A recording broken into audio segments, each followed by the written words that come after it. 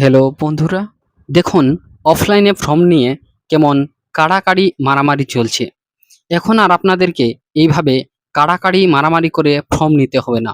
অনলাইনের মাধ্যমেই খুব সহজ পদ্ধতিতেই আপনি আপনার অন্নপূর্ণা ফর্মটি ফিল আপ করে নিতে পারবেন এবং সেই সঙ্গে আপনাদের অফলাইনের মতো সমস্ত ধরনের ডকুমেন্টসও জমা করতে হবে না।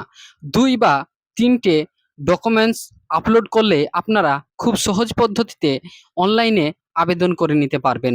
দেখুন আমার ভিডিওতে কিভাবে আমি অনলাইনে আবেদনটি করছি। আপনাদেরকে প্রথমেই গুগল ক্রোমে গিয়ে সার্চ করবেন সোশ্যাল সিকিউরিটি রেজিস্ট্রেশন। আপনারা এটি সার্চ করলেই দেখবেন প্রথম অপশন যেটি এসেছে সেখানে ক্লিক করবেন এবং সেখানে ক্লিক করার সঙ্গে সঙ্গে দেখুন এটি খুলে যাবে। এখানে একটু নিচের দিকে সোশ্যাল রেজিস্ট্রি বলে যে অপশনটা আছে সেখানে ক্লিক করবেন। তারপর আছে অ্যাক্সেস সিটিজেন পোর্টাল। এখানে আপনারা ক্লিক করলেই আপনাদের প্রথমেই জেলা নির্বাচন করতে হবে। এখানে আপনি আপনার জেলার নামটি লিখে দিবেন। আমি আমার জেলার নামটি লিখে দিচ্ছি মুর্শিদাবাদ। তারপরে যে নাম্বারটি আধার কার্ডের সঙ্গে লিঙ্ক করা আছে সেটি আপনি এখানে লিখে দিবেন। লিখে দেওয়ার সঙ্গে সঙ্গে আপনার নিচের দিকে একটি চ্যাপ্টা আছে, এখানে চ্যাপ্টা নয়, এখানে একটি আপনাকে যোগ বা বিয়োগ করতে হবে। যার যেটা থাকবে সেটা আপনাকে করতে হবে। এখানে যোগ আছে 13+8, আমি 21 লিখে রিকোয়েস্ট ওটিপিতে ক্লিক করলাম এবং ক্লিক করার সঙ্গে সঙ্গে মোবাইলে একটি ওটিপি যাবে। ওটিপিটি আপনি এখানে সুন্দর মতো লিখে দিবেন। ওটিপিটি লিখে দিলেই আপনার অনলাইনের যে ফর্ম সেটি এখানে খুলে যাবে এবং আপনি সেটি খুব সহজেই ফিল আপ করে নিতে পারবেন। এখানে প্রথমেই দেখুন HOF মানে হেড অফ দ্য ফ্যামিলির নাম। এখানে সবগুলোই ইংরেজিতে আছে, কিন্তু আমি এটিকে বাংলাতে করে নেব, কারণ বাংলায় করলে অনেক ক্ষেত্রে সুবিধা হয়। তাই আমি নিচের যে অপশান আছে সেখান থেকে ক্লিক করে আমি প্রথমেই ফর্মটি বাংলাতে করে নেব। বাংলাতে করে নিলে দেখুন HOF এর নিচেই বাংলাতে লেখা আছে পরিবারের প্রধানের নাম, অবশ্য আধার কার্ড অনুযায়ী লিখতে হবে। পাশে আছে ডেট অফ বার্থ বা জন্ম তারিখ, সেটি এখানে লিখতে হবে। তার নিচেই দেখুন আছে জেন্ডার, আপনাকে এখান থেকে জেন্ডার সিলেক্ট করে নিতে হবে। নিচে অপশন থাকবে সেখান থেকে আপনাকে জেন্ডারটি সিলেক্ট করে নিতে হবে। পরে আছে ক্যাটাগরি, আপনি কোন ক্যাটাগরি সেটি আপনাকে এখান থেকে সিলেক্ট করে নিতে হবে। তার নিচে আছে যোগাযোগ নম্বর, অবশ্যই যোগাযোগ নম্বরটি হবে আধার কার্ডের সঙ্গে ডিবিটি লিঙ্ক করা আছে সেই নম্বরটি এখানে দিবেন। নিচে আছে প্রতিবন্ধকতার স্থিতি বা ডিসেবিলিটি স্ট্যাটাস, এখানে নো হলে নো, ইয়েস হলে ইয়েস। তার নিচে আছে আধার নাম্বার, এখানে আপনাকে আধার নাম্বারটি লিখে দিতে হবে। তারপরে নিচে আছে পার্মানেন্ট অ্যাড্রেস বা বাংলায় লেখা আছে স্থায়ী বাসিন্দা, আপনাকে এখানে স্থায়ী বাসিন্দা লিখতে হবে। সুন্দর মতো আপনি স্থায়ী বাসিন্দা লিখে দিবেন। পরে মুর্শিদাবাদ লেখাই আছে, এখানে লেখার দরকার নেই। পরে আছে এলাকার নাম, এলাকার নামটি আপনি নিচ থেকে স্ক্রল করে লিখে নেবেন। ঠিক তার পাশেই আছে পিনকোড নাম্বার, আপনি আপনার পিনকোড নাম্বারটি সুন্দর মতো এখান থেকে সিলেক্ট করে লিখে নেবেন। এখানে নিচে সমস্ত পিনকোডের অপশন থাকবে, সেখান থেকে আপনি আপনার পিনকোডটি সিলেক্ট করে লিখবেন। তারপরে ঠিক নিচে আছে পোস্ট অফিস, আপনি আপনার পোস্ট অফিসটি এখানে লিখে দিবেন। লিখে দেওয়ার পরে পাশে আছে পুলিশ স্টেশন, পুলিশ স্টেশনে ক্লিক করলে আপনার নিচে যে স্ক্রল থাকবে সেখান থেকে আপনি আপনার পুলিশ স্টেশনটি লিখে নিতে পারবেন। নিচে আছে ভোটার কার্ড ডিটেলস, এখানে এপিক নাম্বার, ভোটার কার্ডে যে এপিক নাম্বার আছে সেটা আপনি এখানে সুন্দর মতো লিখে দিবেন। এবং পরে আছে অ্যাসেম্বলি কনস্টিটিউয়েন্সি, আপনি এখানে আপনার অ্যাসেম্বলির নামটি লিখে দিবেন। যেটা হবে আপনি আপনার এখানে 294টির মধ্যে যে কোনো যেটি হবে আপনি সেটি লিখবেন। পাশে আছে পার্ট নাম্বার, সেখানে পার্ট নাম্বারটি লিখে দিবেন। এবার আমি অরিজিনাল ডকুমেন্টস দিয়ে কিভাবে ফর্ম ফিল আপ করবে সেটা আমি দেখাচ্ছি। এখানে ফার্স্টেই ফ্যামিলির যে হেড তার নামটি লিখতে হবে। নামটি অবশ্যই আধার কার্ডের নাম অনুযায়ী লিখতে হবে, বানান ভুল করলে চলবে না। পাশে আছে জন্ম তারিখ, আমরা জন্ম তারিখটি দেখে দেখে সুন্দর মতো এখানে লিখে দেব। লিখে দেওয়ার পরে জেন্ডার, জেন্ডারটি এখানে সিলেক্ট করার পরে আমরা পাশেই পেয়ে যাব ক্যাটাগরি। আপনি আপনার ক্যাটাগরিটি নিচ থেকে আপনি সুন্দর মতো লিখে দিবেন। তারপরে আপনাকে নিচের দিকে লিখতে হবে যোগাযোগ নম্বর। অবশ্য যোগাযোগ নম্বরটি যেটি আপনার আধার কার্ডের সঙ্গে যুক্ত আছে সেটি লিখবেন। পাশে আছে পরিবারের মোট সদস্য সংখ্যা। এখানে আপনার সদস্য সংখ্যা আপনি লিখে দিবেন। নিচে আছে নিচে আছে প্রতিবন্ধকতা স্থিতি বা ডিসেবিলিটি স্ট্যাটাস। এখানে নো হলে নো লিখবেন। তার নিচে আছে আধার নাম্বার। আপনি এখানে এখানে আপনি আপনার আধার নাম্বারটি সুন্দর মতো বসিয়ে দিবেন। দেখবেন এখানে আপনার আধার নাম্বারটি লেখার সঙ্গে সঙ্গে নিচে আপলোড ডকুমেন্টস চলে এসেছে। এখানে আপনাকে আপনার আধার কার্ডটি আগে থেকেই স্ক্যান করে রাখতে হবে এবং 50 থেকে 200 কেবির মধ্যে আপলোড করতে হবে। আমি আমার আধার নাম্বারটি এখানে আপলোড করে দিলাম।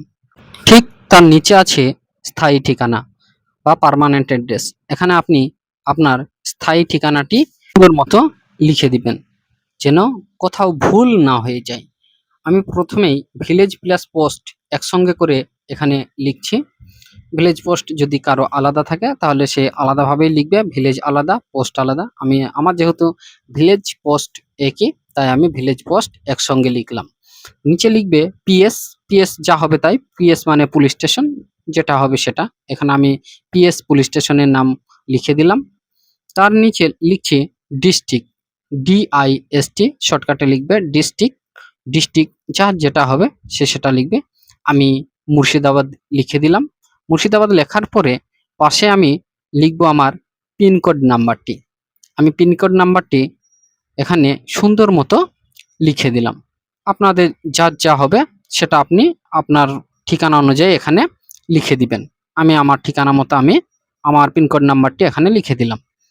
ঠিক তার পাশেই আছে এরিয়া। তাহলে এখানে আপনাকে লিখতে হবে আপনার এরিয়া টাইপ, মানে আপনার এলাকা কোন প্রকৃতির। রুরাল হলে রুরাল, যদি আরবান হয় আরবান। তার পাশে আছে পিনকোড নাম্বার, আমি পিনকোড নাম্বারটি লিখে দিলাম। নিচে আছে পোস্ট অফিস। এখানে পোস্ট অফিস আর লেখার দরকার হবে না, কারণ আমার যেহেতু জেলা এবং এরিয়া সিলেক্ট করা আছে এবং পিনকোড দেওয়া আছে, এখানে আমার নিচে যে অপশন দেওয়া থাকবে সেখান থেকে আমাকে এবার সিলেক্ট করে লিখতে হবে। আমি পোস্ট অফিস, পুলিশ স্টেশন এবং ব্লক আমি সিলেক্ট করে লিখে নিলাম। নিচে আছে গ্রাম পঞ্চায়েত, সেটিও আমি লিখে নিলাম। নিচে আছে এপিক নাম্বার। এখানে আপনাকে আপনার এপিক নাম্বারটি লিখতে হবে। এখানে সুন্দর মতো আপনার এপিক নাম্বারটি লিখবেন এবং লেখার সঙ্গে সঙ্গে নিচে দেখবেন আপনার ডকুমেন্টটি আপলোড করার জন্য অপশন দিয়ে দিয়েছে। 50 থেকে 200 কেবির মধ্যে স্ক্যান করে আপনার ভোটার কার্ডটি এখানে আপলোড করে দিবেন। পাশে আছে অ্যাসেম্বলি কনস্টিটিউয়েন্সি, সেটি আপনি সিলেক্ট করে লিখে দিবেন এবং পার্ট নাম্বারটিও লিখে নেক্সট অপশানে ক্লিক করলেই দেখবেন এবারে চাইছে রেশন কার্ডের ডিটেলস। এখানে আপনাকে রেশন কার্ডের ডিটেলসটি লিখতে হবে না, এখানে টিক মারলেই হবে এবং কিছু কিছু ক্ষেত্রে আপনাকে নাম্বারটি লিখতে হবে। আপনার ডিজিটাল রেশন কার্ড আছে কিনা, হ্যাঁ হলে হ্যাঁ। নিচে আছে ডিজিটাল রেশন কার্ডের ধরন, কেমন ধরনের, PHH AYY যা হবে সেটি লিখবেন এবং আপনার রেশন কার্ডের নাম্বারটি আপনি লিখবেন। যাই হবে, কিন্তু এখানে কোনো PHH বা AYY এইসব কিছু দিবেন না, শুধুমাত্র নাম্বারটি এখানে লিখবেন। শুধুমাত্র নাম্বারটি লিখলেই যথেষ্ট। এটি লেখা হলে নিচে আসবে আপনার সম্পদ সম্পর্কে কিছু লিখতে হবে, যে হাউস সাইজ, আপনার বাড়ি কয়টি সেটি আপনাকে এখানে ক্লিক করতে হবে। যদি আপনার 3টে বা তার বেশি পাকা ঘর থাকে তাহলে আপনি এখানে হ্যাঁ দিবেন। যদি আপনার 3টে বা 3টের কম পাকা ঘর থাকে তাহলে আপনি এখানে না অপশানে ক্লিক করে দিবেন।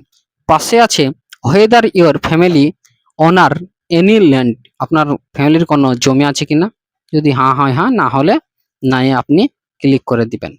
ঠিক নিচে আছে যে গাড়ির সংখ্যা, যে কোনো 4 চাকা গাড়ি আছে কিনা। যদি হ্যাঁ হয় হ্যাঁ, যদি না হয় না, যদি না থাকে আপনি না দিবেন। নিচে আছে স্বাস্থ্য বীমা আছে কিনা। যদি স্বাস্থ্য বীমা থাকে অবশ্যই আপনি হ্যাঁ দিবেন। পশ্চিমবঙ্গের প্রায় সকলেরই স্বাস্থ্যসাথী কার্ড আছে, তাই এখানে আপনারা হাঁই দিবেন যদি থাকে তো। কিছু কিছু ক্ষেত্রে নাও থাকতে পারে। তারপর এটি গভর্নমেন্ট কিনা, গভর্নমেন্টের হলে গভর্নমেন্ট। এখানে অপশানে দেখবেন স্বাস্থ্যসাথীর অপশন দেওয়া আছে, তাই আপনি এখানে অনেকেই দেখছি এখানে স্বাস্থ্যসাথী কার্ডটি উল্লেখ করছেন না, অন্যান্য বা আদার্সে ক্লিক করছেন। কিন্তু যেহেতু আমরা স্বাস্থ্যসাথী কার্ডটি আমাদের প্রত্যেকেরই প্রায় ছিল, তাই আমরা প্রত্যেকেই স্বাস্থ্যসাথী কার্ডের এখানে অপশনটি ক্লিক দেব এবং তার পাশেই যে নাম্বারটি লেখার জায়গা আছে সেখানে আমরা স্বাস্থ্যসাথীর নাম্বারটি লিখে দেব। সুন্দর মতো এখানে লিখে দিলেই দেখবেন নিচের দিকে অপশন আছে নেক্সট, আমরা নেক্সট বাটনে ক্লিক দেব। ক্লিক দিলেই দেখবেন পরের পেজটি খুলে যাবে।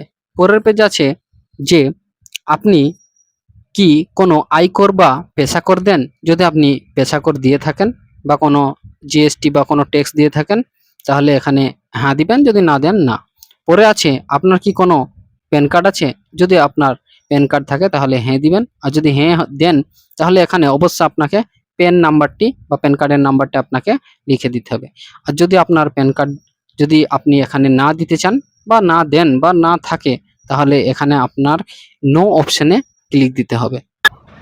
এর ঠিক নিচে আছে যে আপনার বার্ষিক আয় কত, এখানে আপনি আপনার বার্ষিক আয় লিখে দিবেন। আপনার বার্ষিক আয় যা আপনি সেটি লিখবেন এবং নিচে হচ্ছে আপনি কোন পেশায় নিযুক্ত আছেন, যেটি যে কাজটি করেন সেটি আপনি এখানে লিখবেন। নিচে আছে সর্বোচ্চ শিক্ষা যোগ্যতা, আপনার শিক্ষা যোগ্যতা যেটি আপনি সেটি লিখবেন। নিচে আছে আপনি কি কোনো সাংবিধানিক পদ, মন্ত্রী, সাংসদ বা বিধায়ক কোনো পদে আছেন কিনা। যদি এখানে আপনি কোনো পদে থাকেন তাহলে আপনি হ্যাঁ অপশনে দিবেন, আর যদি না থাকেন তাহলে না অপশনে দিবেন। নিচে আছে আপনি কি সরকারি পেনশনভোগী, যদি হ্যাঁ হয় হ্যাঁ দিবেন, না হলে না। নিচে আছে আপনি কি জিএসটির অধীনে নিযুক্ত বা নিয়োজিত, যদি না হয় না দিবেন। নিচে আছে নেক্সট, নেক্সট অপশানে ক্লিক করবেন, পরের পেজটি খুলে যাবে এবং এখানে পরের পেজে এখানে আপনার আছে যে আপনি কি সিএএ তে আবেদন করেছেন। যদি আপনি আবেদন করে থাকেন তাহলে সেটি এখানে উল্লেখ করবেন এবং যদি না করে থাকেন তাহলে নট অ্যাপ্লিকেবলে ক্লিক দিবেন। এবং নিচে আছে এসআরএ ট্রাইব্যুনালে কি আবেদন করেছেন, যদি করে থাকেন তাহলে ইয়েস, আর যদি না করে থাকেন তাহলে এখানেও নট অ্যাপ্লিকেবলে ক্লিক দিয়ে চলে যাবেন। পরে নেক্সট করবেন। নেক্সট অপশানে যাওয়ার পরে এখানে ডিবিটির মাধ্যমে সরকারি প্রকল্পের কোনো টাকা পাচ্ছেন কিনা সেটি উল্লেখ করতে হবে। যদি পেয়ে থাকেন ইয়েস, না পেলে নয়ে ক্লিক করতে হবে। এখানেই প্রধানের সমস্ত ডকুমেন্টস বা সমস্ত তথ্য দেওয়া আমাদের সম্পূর্ণ হলো। এবার অন্যান্য যে সদস্য আছে মেম্বার 2, 3, 4 বাকিদের একইভাবে সেম পদ্ধতিতে আমাদের ফিল আপ করতে হবে। মেম্বার 2 এর এখানে নাম লিখতে হবে, আধার কার্ড অনুযায়ী যা নাম হবে সেটি এখানে লিখতে হবে এবং পাশের ঘরে যেখানে সম্পর্ক আছে সেখানে প্রধানের সঙ্গে কি সম্পর্ক সেটি উল্লেখ করতে হবে। তারপর date of birth, gender, category সমস্ত কিছু আমাদের জেন্ডার উল্লেখ করার পরে ক্যাটাগরি উল্লেখ করতে হবে। ক্যাটাগরি যদি ইউআর হয় ইউআর, ওবিসি থাকলে ওবিসি। তারপরে এখানে কন্ট্যাক্ট নাম্বার, অবশ্য আধার কার্ডের সঙ্গে যেটি যুক্ত আছে সেই কন্ট্যাক্ট নাম্বারটি এখানে দিয়ে দিবেন, অন্য কোনো নম্বর এখানে দিবেন না। নিচে আছে ডিসেবিলিটি স্ট্যাটাস, প্রতিবন্ধকতার স্থিতি, যদি হ্যাঁ হয় হ্যাঁ, না হলে নাই ঠিক। নিচে ঠিক কিভাবে আধার নাম্বারটি এখানে সুন্দর মতো লিখে দিবে। আধার নাম্বার লেখার সঙ্গে সঙ্গেই ঠিক আগের মতোই এখানেও আধার কার্ডটি আপলোড করার একটি অপশন দেবে, ওখানে 50 থেকে 200 কেবির মধ্যে ওটি আপলোড করে দিতে হবে। নিচে আছে এপিক নাম্বার, আগের মতো এখানে এপিক নাম্বার দিতে হবে এবং এপিক নাম্বার দেওয়ার সঙ্গে সঙ্গে এখানেও আপনাকে আপনার ভোটার কার্ডটি এখানে আপলোড করে দিতে হবে এবং পাশে আছে আপনার অ্যাসেম্বলির নাম, সেখানে আপনাকে আপনার বিধানসভার নামটি লিখে দিতে হবে এবং পার্ট নম্বরটিও লিখতে হবে, যত নম্বর পার্ট হবে সেটি লিখবেন। লেখার পরে নেক্সট অপশানে ক্লিক করলে দেখতে পাবেন পরে লেখা আছে স্বাস্থ্য বীমা আছে কিনা। যদি স্বাস্থ্য বীমা থাকে তাহলে ইয়েস এবং না থাকলে নয়ে ক্লিক দিতে হবে। স্বাস্থ্যসাথী পশ্চিমবঙ্গের প্রায় সকলের আছে, তাই এটি প্রায় সকলেরই ইয়েস হবে এবং এখানে গভর্নমেন্টকে ক্লিক করতে হবে এবং নিচে কি ধরনের সেটিও লিখতে হবে। এখানে অপশন দেওয়া আছে স্বাস্থ্যসাথী, সেটাতে লিখতে হবে এবং স্বাস্থ্যসাথীতে ক্লিক দেওয়ার সঙ্গে সঙ্গে দেখুন পাশে ইউআরএন নাম্বার লিখতে হচ্ছে, মানে আপনার স্বাস্থ্যসাথী কার্ড নাম্বারটি এখানে আপনাকে লিখে দিতে হবে। আপনি আপনার স্বাস্থ্যসাথী কার্ড নম্বরটি সঠিকভাবে লিখে নেক্সট অপশানে ক্লিক দিবেন। ক্লিক দেওয়ার সঙ্গে সঙ্গে এখানে লেখা আছে আপনি কি আয়কর বা পেশাকর দেন, যদি দিয়ে থাকেন তাহলে হ্যাঁ, না দিলে না। পরে আছে আপনার কি প্যান কার্ড আছে, যদি হ্যাঁ হয় হ্যাঁ, না হলে না। আমি না অপশানে ক্লিক করলাম। পরে আছে আপনি কোন পেশায় নিযুক্ত আছেন, আমি এখানে আনএমপ্লয়েডে ক্লিক করলাম। আপনারা যেটা হবে আপনারা সেটাই দিবেন। নিচে আছে শিক্ষা যোগ্যতা, যেটা হবে আপনি সেটাই দিবেন। তারপর নিচে আছে আপনি কি কোনো মন্ত্রিপরিষদ বিধায়ক, যদি হ্যাঁ হয় হ্যাঁ, না হলে না এ দিবেন। পরে আপনি কি কোনো পেনশন পান, না হলে না। পরে আছে আপনি কি জিএসটির অধীনে আছেন, যদি না হয় না এ দিবেন। পরে নেক্সট অপশানে ক্লিক করার পরে আপনি দেখবেন এখানে আপনি কি সিএ তে আবেদন করেছেন, নট অ্যাপ্লিকেবল, যদি আপনি না করে থাকেন নট অ্যাপ্লিকেবল। আপনি কি এসআর এ বাদ গিয়েছেন বা ট্রাইব্যুনাল আবেদন করেছেন, না হলে নট অ্যাপ্লিকেবল। এখানে নেক্সট অপশানে ক্লিক করলে দেখবেন লেখা আছে আপনি কি অন্নপূর্ণা যোজনার জন্য আবেদন করছেন, যদি কোনো 25 বছরের বেশি এবং 60 বছরের কম কোনো মহিলার জন্য করেন তাহলে এখানে ইয়েস দিবেন। এবং নিচে দেওয়া আছে সরকারি প্রকল্পের সুবিধা পাচ্ছেন কিনা। এখানে দেখছি অনেকেই লক্ষ্মী ভাণ্ডারের কথা ভেবে অনেকেই ইয়েস অপশানে ক্লিক করছেন, কিন্তু এখানে নো অপশানে ক্লিক করবেন, কারণ এখন লক্ষ্মী ভাণ্ডার পুরোটাই বন্ধ আছে। তাই আপনারা সকলে এখানে নো অপশানে ক্লিক করবেন এবং আপনারা নেক্সট অপশানে ক্লিক করবেন। এভাবেই আপনারা 1 থেকে 10 পর্যন্ত সদস্য এখানে এড করতে পারবেন এবং সকলকেই আপনাকে এই পদ্ধতিতেই সমস্ত তথ্য দিতে হবে এবং আধার কার্ড এবং প্রয়োজনীয় ভোটার কার্ড এখানে আপলোড করতে হবে। অফলাইনের মতো 5 জন নয়, এখানে আপনারা এড করতে পারবেন পরিবারের 10 জন সদস্য, সর্বাধিক 10 জন সদস্য এখানে আপনারা এড করতে পারবেন এবং সকলের তথ্য কিন্তু আগের ভিডিওতে দেখানো মতোই একইভাবে আপলোড করতে হবে। এবার আমি দেখাবো একটি শিশু বাচ্চার ক্ষেত্রে কিভাবে তথ্য আপলোড করবেন। শিশু বাচ্চার ক্ষেত্রে এখানে আপনাকে চাইল্ড অপশনটি ক্লিক করতে হবে। চাইল্ড অপশন ক্লিক করার পর তার নাম, প্রধানের সঙ্গে তার সম্পর্ক, জন্ম তারিখ, জেন্ডার এবং ক্যাটাগরি, তারপরে এখানে যোগাযোগ নম্বর এখানে আপনাকে লিখে দিতে হবে। তারপর কোনো প্রতিবন্ধকতা আছে কিনা, সেটি যদি না থাকে তাহলে না। তারপর এখানে আধার কার্ডের নম্বরটি লিখতে হবে। তবে মনে রাখতে হবে শিশুটি যদি 5 বছরের কম বয়সী হয় তাহলে কিন্তু কোনো আধার কার্ডের নম্বর এখানে লাগবে না। এই প্রসেসেই পরিবারের সকলের তথ্য আপনাকে এখানে ফিল আপ করতে হবে এবং এখানে আপনি প্রায় 10টি সদস্যের তথ্য এখানে আপলোড করতে পারবেন। পরে এখানে ডিক্লারেশন অ্যান্ড কনসেন্টে ক্লিক করার পর এখানে স্বীকারোক্তিতে একটি টিক চিহ্ন দিয়ে আপনাকে সাবমিট অ্যাপ্লিকেশনে ক্লিক করতে হবে। তবে মনে রাখতে হবে একবার আপনি সাবমিট অ্যাপ্লিকেশনে ক্লিক করলে দ্বিতীয়বার আর সুযোগ পাবেন না। আপনারা ঠিক এভাবেই অনলাইনে আপনাদের অন্নপূর্ণা ভাণ্ডারের ফর্মটি সহজেই ফিল আপ করে নিতে পারবেন। আমার মনে হয় এখন অফলাইনের চেয়ে অনলাইনে করাই বেস্ট হবে, কারণ এখানে শুধুমাত্র আধার কার্ড এবং ভোটার কার্ড আপলোড করলেই আপনার এটি ফর্ম ফিল আপ করা হয়ে যাবে এবং আপনি একটি অ্যাপ্লিকেশন আইডি পেয়ে যাবেন, যেটি আপনি খুব সহজেই প্রয়োজন মতো আপনি আপনার স্ট্যাটাসটি চেক করে নিতে পারবেন। এখানে একটি বিষয় বলে রাখা ভালো, এখানে অনেকেই ভাবতে পারেন যে এখানে কোনো অ্যাকাউন্ট নম্বর লাগছে না কেন। বলে রাখি, আপনারা যে ডিবিটি লিঙ্ক যুক্ত আধার কার্ড দিয়েছেন, ওই ডিবিটি যুক্ত আধার কার্ডের মাধ্যমেই আপনাদের অ্যাকাউন্টে আপনারা টাকা পেয়ে যাবেন, চিন্তার কোনো বিষয় নেই। আমার এই ভিডিওটি যদি আপনাদের উপকারী বলে মনে হয় বা আপনাদের ভালো লেগে থাকে তাহলে অবশ্যই সাবস্ক্রাইব করে পাশে থাকবেন এবং কোনো প্রশ্ন থাকলে কমেন্টে জানাবেন। ধন্যবাদ।